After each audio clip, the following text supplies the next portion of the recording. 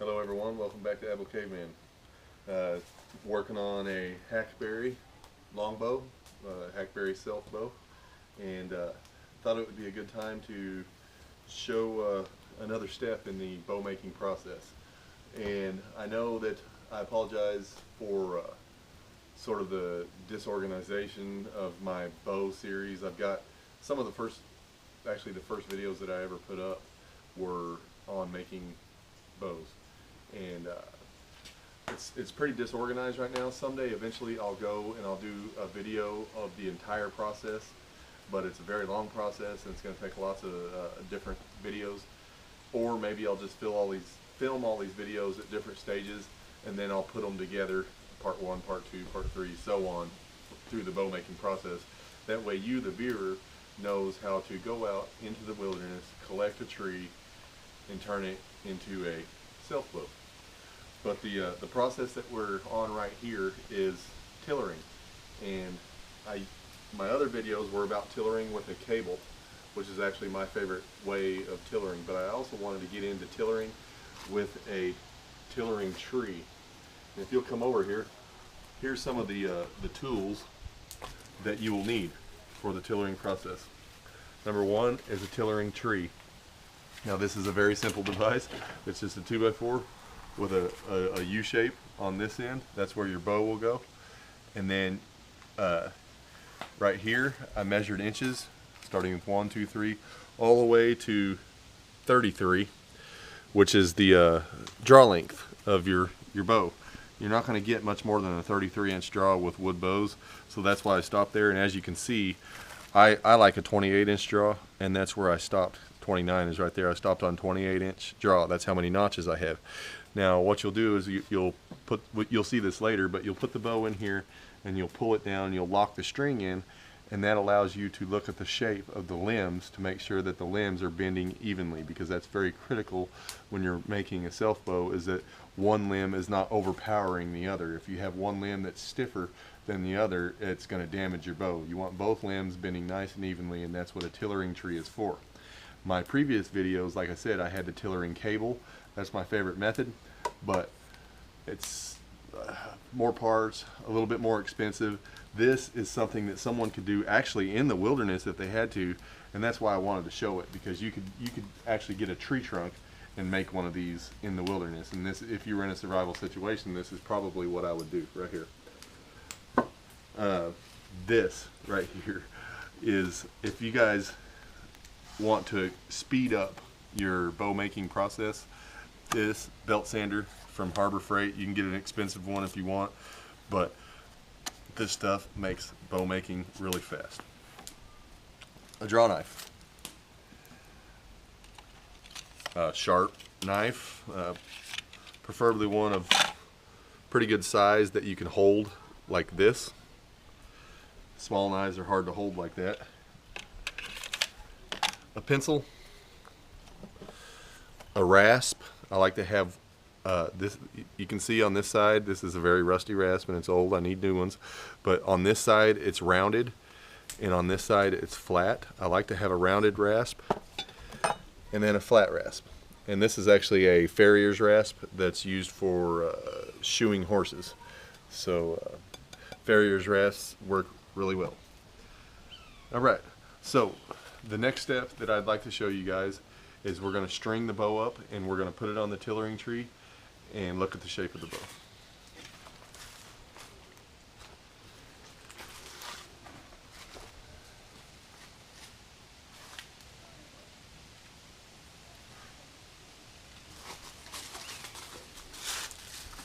So when you remove enough wood to where you can get your bow to where you think you can get a string on it, where your bow starts flexing a lot and you think you can get a string on it,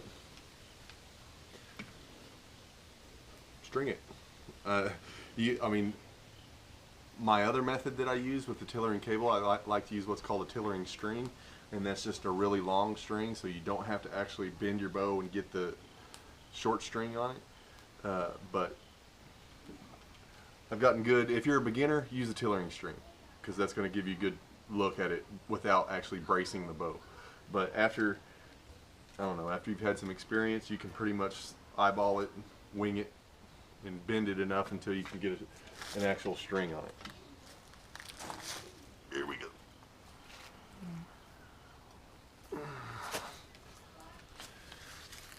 So, as you can see, this wood's got some character. If you'll look down it this way, you can see all the bends in the wood, and you even got some bends on this limb. And what you want to do is you want to follow those on the when you're removing wood from the belly of the bow. You want to follow these quirks, because if I was to just go flat through here, I would end up with a really thick spot right there, and that's not good. It's the same thing with this right here. If you can see these bends in that, if I was to just go flat right there at this one, I would end up with a thick spot in the bow. So you're going to want to follow all those little quirks in your limbs of your bow. So, and these quirks are actually causing me some problems right now. This right here, this quirk is making the bow to really appear to be bending backwards towards the belly of the bow. And then I've got this little, right when you get past this bend here, it goes back. It starts to travel back to the target side, to the back of the bow this way, and it's causing a really stiff, rigid area right here in my bow. You can see this rigid, stiff spot. I think I'm gonna have to do some heat treating on this side of the bow to get it bending evenly. But we'll go ahead and we'll string this thing up.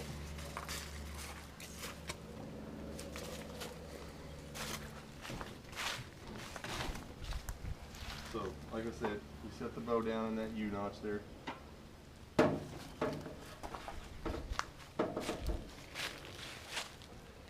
Start out slow, don't pull it a whole lot, because we don't want to. The idea is not to stress the bow. You want to do the least amount of stress as possible. So, if you look at the overall shape of this bow so far, this bend right here is causing some issues for me to deal with. It's making this left limb stiffer, or no, looser than the right limb. The right limb is stiffer than the left limb. And my tip's got a little thin here, and you can see my tip is starting to bend too much. I don't want to remove any more wood from this tip right there. I want to leave that alone.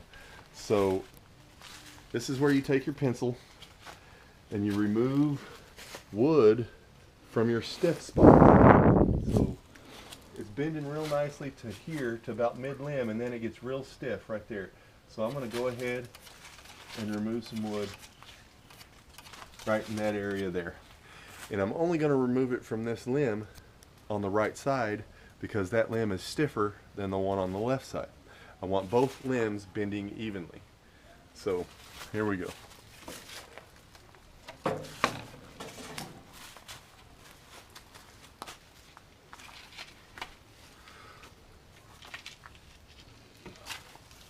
Now, I like to nudge my bows back into their original position, and this causes so much controversy in the bow maker's world.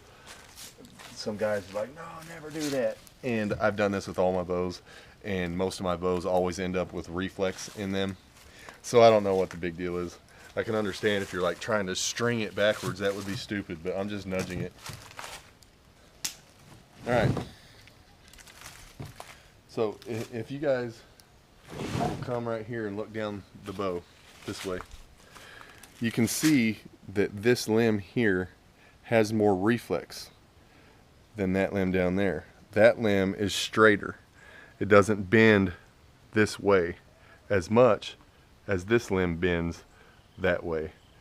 So we're probably going to have to do some heat treating, like I said, on that limb to bend it further that way. All right, everyone, we're back. Now, you can see my pencil marks on the stiff area of this limb. This is where your sharp knife is going to come in, and I just like to use it as a scraper. And you hold the knife at 90 degrees, and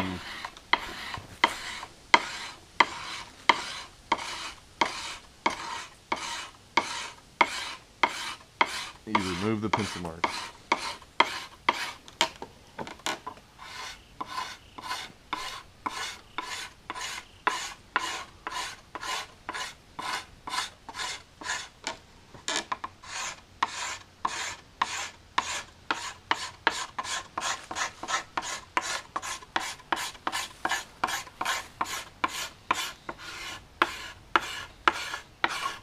Okay, something else I want to point out.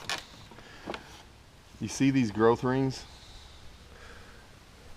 Right here, growth ring, and then you've got another one down here. And then this growth ring right here runs the entire length up the bow, and then you run into another one right here in the middle. These growth rings are really good. They help you, not all pieces of wood, but they can help you in your wood removal process. And what I mean by that is they can help you like keep the sides close to being the same thickness. Like you don't want this side to be thinner than this side over here. So if you have your growth ring positioned in the middle of the bow, if it gets to one side or the other more, that means you're not going evenly. Not necessarily, it depends on all different types of wood. But take notice to how this is thinner. This growth ring is thinner here than it is down here. So what's and I believe that that's why this spot is so stiff, because I'm ending up with a thick spot down in here that I need to move more. But right now we're going to go and we're going to do some heat treating, and we're going to get the limb on the far end. We're going to heat treat some reflex into it. That way it has as much reflex as this other limb, and see what happens. Be back. Okay everyone, we're back. We're going to do some heat bending on this bow. I've got my stove heating up, and it can be a gas stove, it can be an electric stove. If it's a gas stove, you gotta be more careful than what you have to be with an electric stove. But all you're going to need is something to protect your hands against the hot wood. You can see I have one on the floor because that's where I'm going to do the bending. And then some great value cheap vegetable oil. Now the oil will protect the bow. It protects the wood. Excuse me. We'll just let that ring. Should have put that on vibrate. No, sorry. We'll just let it ring. And so anyway, the oil is going to protect the wood from getting damaged. So put some on both sides.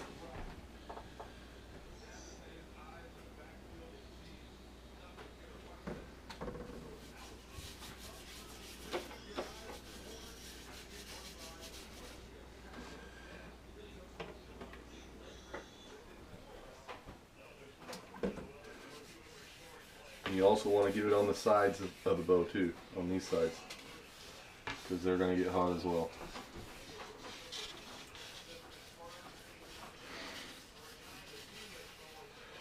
So slather the bow really well with oil. You can't put too much. And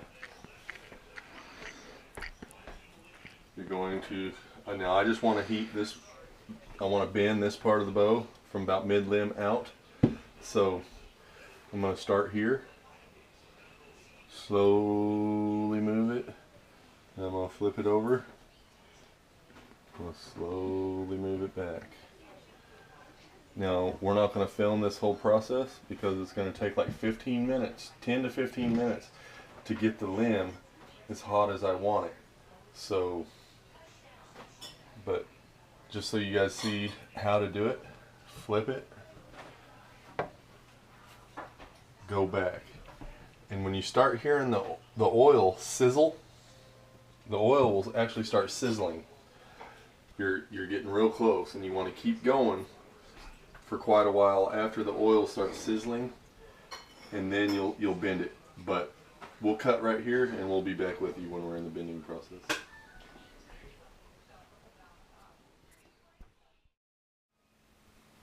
Alright everyone, welcome back. I've got the bow really hot and it's starting to sizzle. My cameraman will zoom in. I'll show you guys what I'm talking about. Come around over here. Now I want you to see the bubbles. See those bubbles? I have to move it because it's getting so hot now that I can burn it actually, and don't want to do that. But I'll flip it over. Now look at the bubbles. So this is how hot you want it right here. Now let's go back to your original position. Alright, so I'm going to take my little mitt here.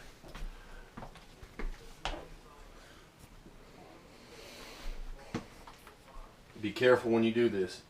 You're going to notice that the wood is rubbery, that it bends, which is what we want.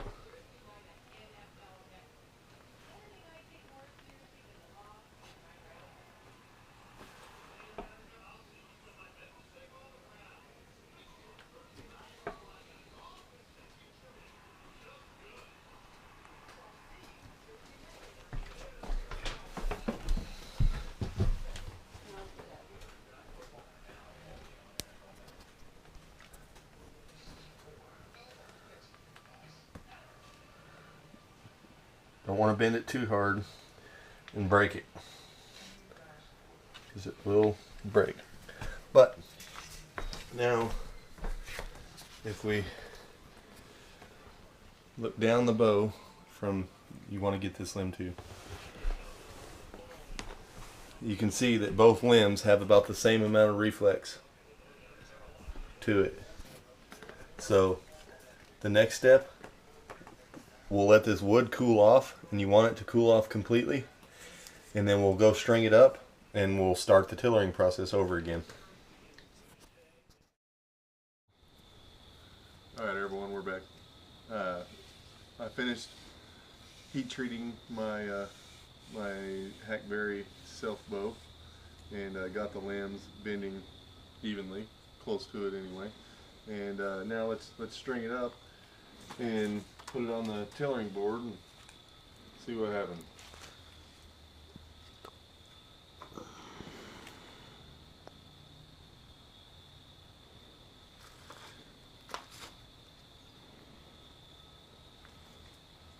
Okay, I want everyone to take notice.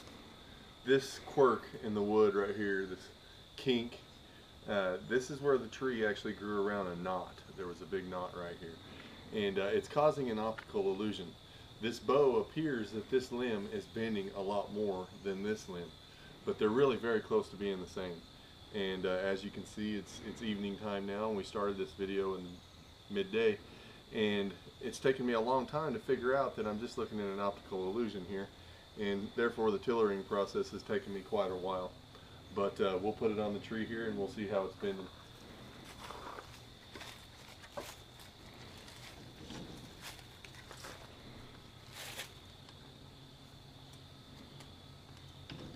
So right now we're at 19 inches draw, and like I said, try not to look right here. If I put my hand there and block that, you can see that both limbs are bending really close to even. And I'll turn it around, let you guys see it from the other side. And once again, when I cover this, both limbs look like they're bending pretty evenly. And so what I'm going to do is I'm going to point out a few stiff spots that I want to work on here, and I'll scrape these stiff spots off. I want to work there, and then I want to work that. A little bit right here. Unstring it.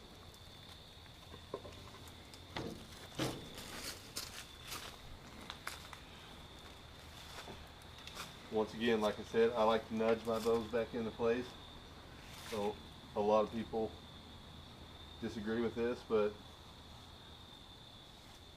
I've made a lot of bows and nothing negative has ever happened by me doing this.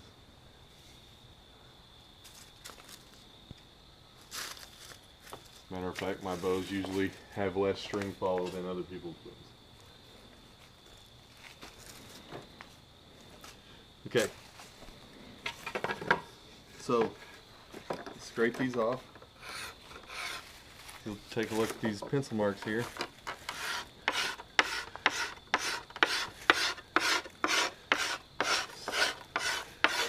Scrape the pencil marks off.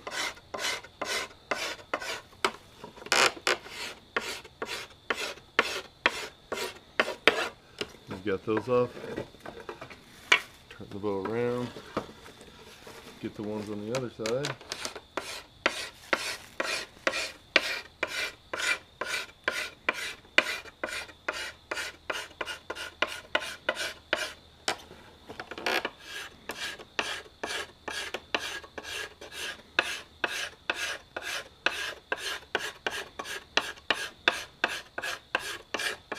Okay, now,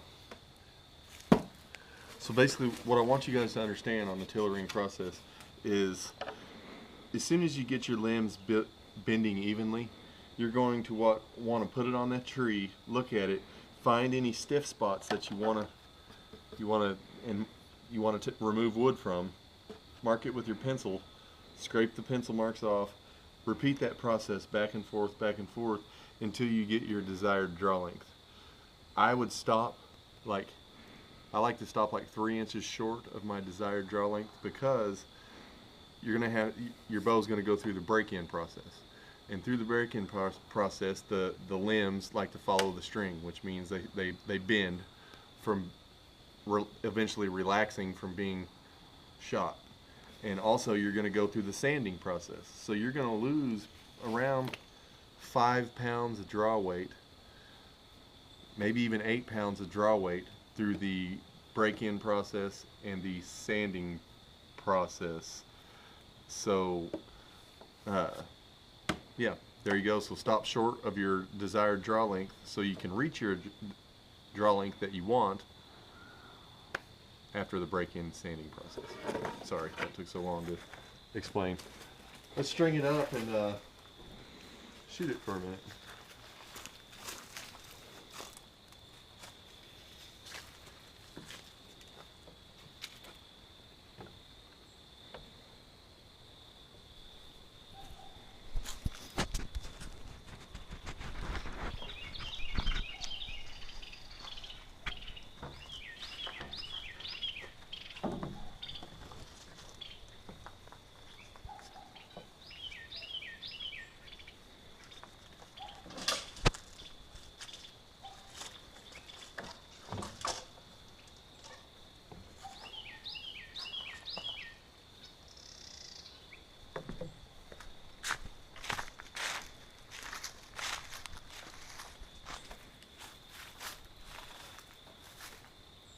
Wish me luck.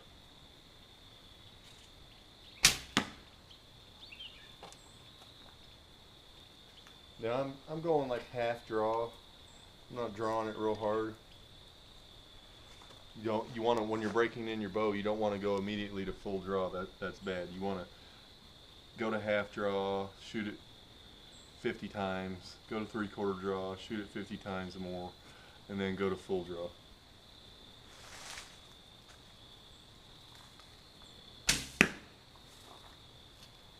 Not bad.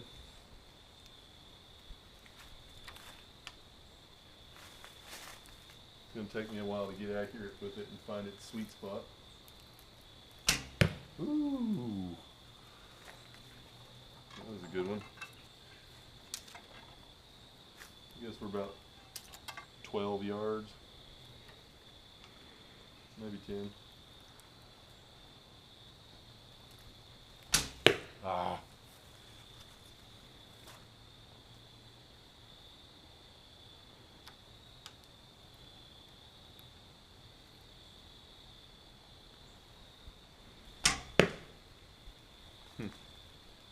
So there you go. Hackberry longbow. Tillering process on the tillering tree for people on a budget and don't feel like doing the cable system. This is a good way to do it, and I should get a little bit more accurate with this thing over time, but let's go have a look.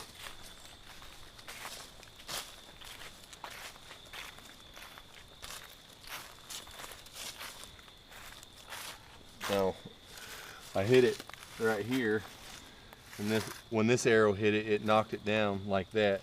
But this old worn out target, what's happened is it's got like balled up areas inside that are real hard, and sometimes the arrow doesn't penetrate very far at all. But trust me, that bow it'll do the trick. It's probably drawing around 45 pounds.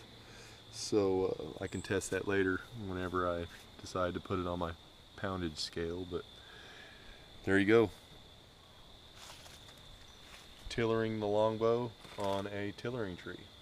Please remember to like and subscribe, and have a nice day.